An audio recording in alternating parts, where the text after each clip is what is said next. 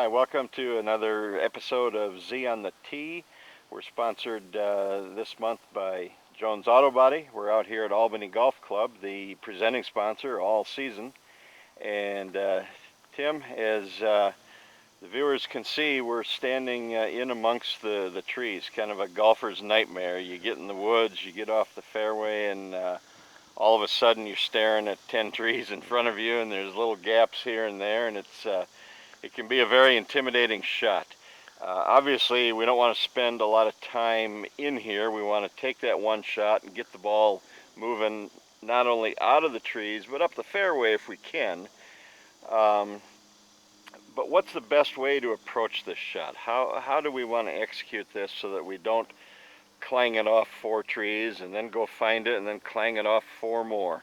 Well, the first thing that you said is trying to find the spot that you have the biggest gap to where you can hit it through. A lot of people try to get that extra 10 to 15 yards on the shot, and it's a shot that you're probably not going to get home anyway. So first is making a good choice and picking your alley where you're going to try to hit it. But basically, here at Albany Golf Club, the trees are very tall, so most of the time you're going to have to go underneath them. So it's more of a low punch shot that you have to learn to play out here unless you just really sky the ball a lot. So I recommend, a nice low shot, try to get it running, get it to the fairway and get it running up the fairway. As often as I find myself in the trees, you'd think I'd be pretty proficient at getting out of them, but I'm not.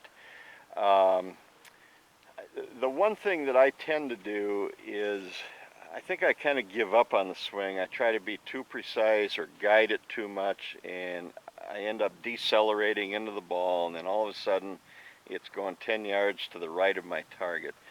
How do we want to execute that shot to get it on the line we want and get it moving out? Well, basically, if we're going to hit a low shot, the things we're going to do that we want to concentrate on, we want to play the ball back in our stance, and we want to keep our weight forward, but the most important thing is also have our hands forward, where we have our, go ahead and grab your club, ball back, but our hands and weight both forward. That way it kind of keeps the club head a little bit closed, and then as we swing at it, we can try to keep it low coming off there. Now the key, I think, to keep it nice and low when you take the club back is to swing around your body more than it is to take the club this way. Even if you have the ball back and your hands forward, if you're too steep coming into the ball, it's still going to go too high. So I highly recommend that you keep the ball back, weight forward, hands forward, and think of swinging around your body more like a baseball swing than getting your hands up in the air. That'll take care of the low part. Okay, well, we're on number 18 here, and to me the intriguing thing about Albany Golf Club is that imposing tree in the middle of the fairway, about 2/3 of the way up the hole here. So we're going to go up there and get behind that tree and try to execute something low so that we can skirt around that tree without any issues. Alrighty. Okay, Tim, we're out here on the 18th hole at Albany Golf Club, about a 400-yard hole, a par 4. Typically, this is kind of where drives would land for a lot of players, and as you can see behind us, we've got this monster tree, which isn't as monstrous as it used to be. The limbs are trimmed down a little bit than what I remember from several years ago, but it's still an imposing obstacle, and for me, it's just something that kind of is always in my head. It's just always there. There's a lot of people that talk themselves into hitting it before they ever get up there, that's for sure. That's me. Okay, so I'm going to hit a ball here, and I'm going to try to swing a little flatter, close my club down a little bit, put it in the back of my stance, and I'm going to try to hook one around the right side of the tree. I don't know that I can actually do that, but I'm hopeful of at least hitting it to the right of the tree. So we'll see what happens.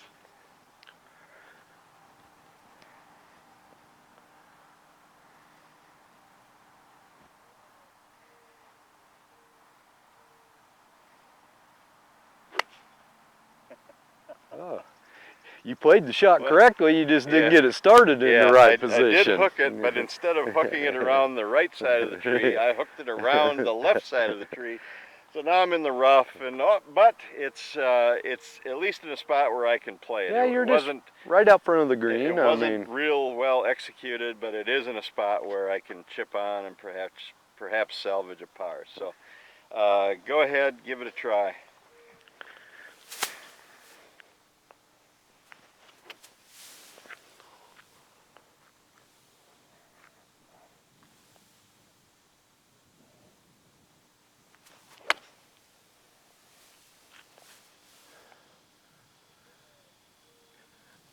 Just a little bit hot coming in there, but I did a real good. It was executed really well. Yes.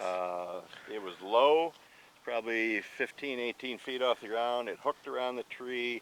You just hit it a little hard. Looks like it rolled off the back. I think it hit the green a little hot and probably just rolled off the back side, but what we was trying to do there, I think I showed you pretty good on that one there. Okay. All right, well, that's how to escape some of that trouble when you find yourself in the woods like I usually am.